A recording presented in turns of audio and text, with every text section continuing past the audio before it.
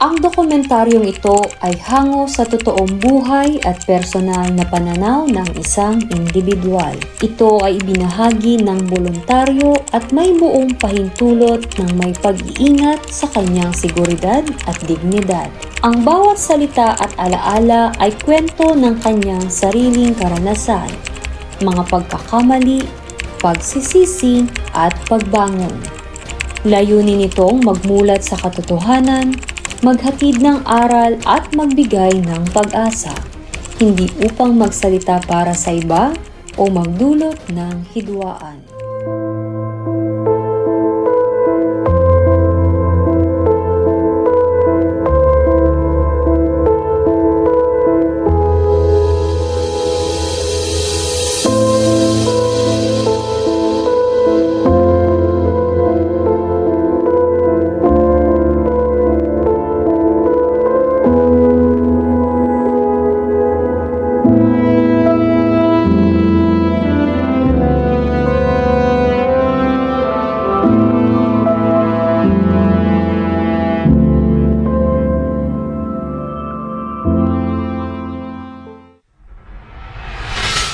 Hindi ko na kaya ang mamuhay sa kabundukan dahil sa hindi ako sanay sa kabundukan at ako'y matagal sa ibang bansa ay hindi ko pala kaya ang mamundok.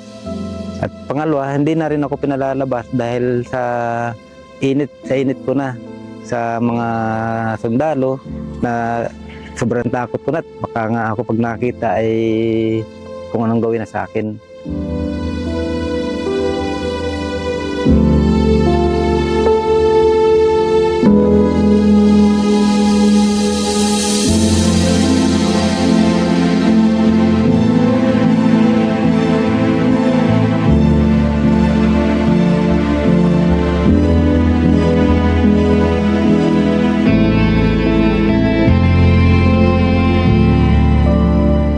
Nung ako'y sumurrender na at nagbagong buhay, bali ang una pong nakita di yung kapatid kong babae.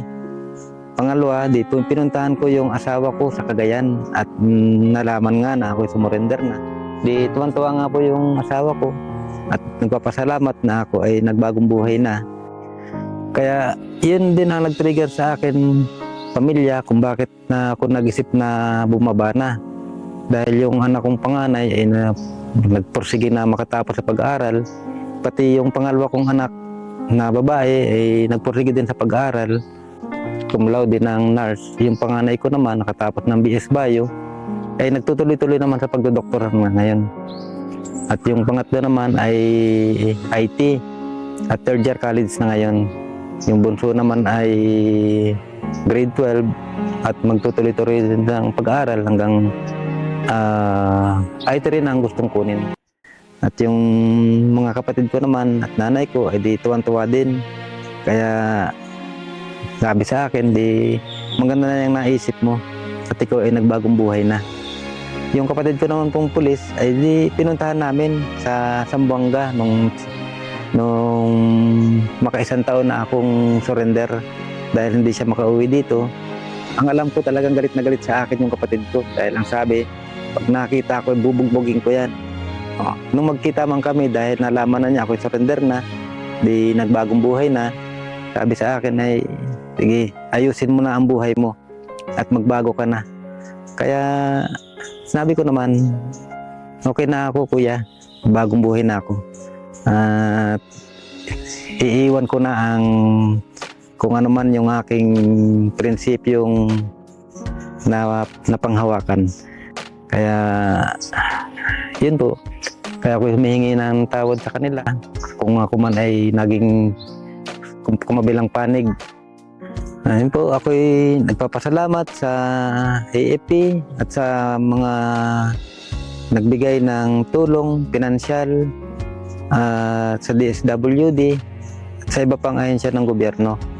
At sa ICLIP na nagbigay ng malaking tulong para sa akin, sa aming pamilya. At sa ngayon po ay tuloy-tuloy naman na tumutulong ang ating ahensya ng gobyerno, kagaya ng pagbibigay nitong sa aming pondo na Manukan na hanggang ngayon ay meron na kaming pinagpapatuloy na negosyo, manukan, at meron pang marami pang mga parating na biyaya galing sa gobyerno. Kaya yun po, lubos akong nagpapasalamat at napakaraming tulong na naibibigay ng ating gobyerno.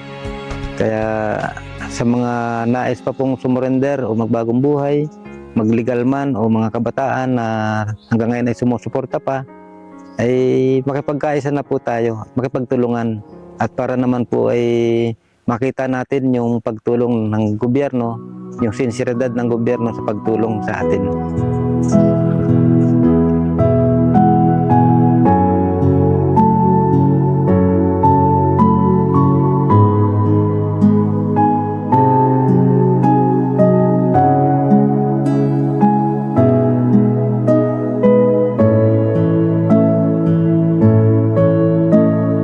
Huwag na po tayong magpa-recruit sa kabilang grupo dahil huwag nyo na pong danasin yung mga naranasan namin sa kabila, sa Bagong Hukbong Bayan o sa NPA.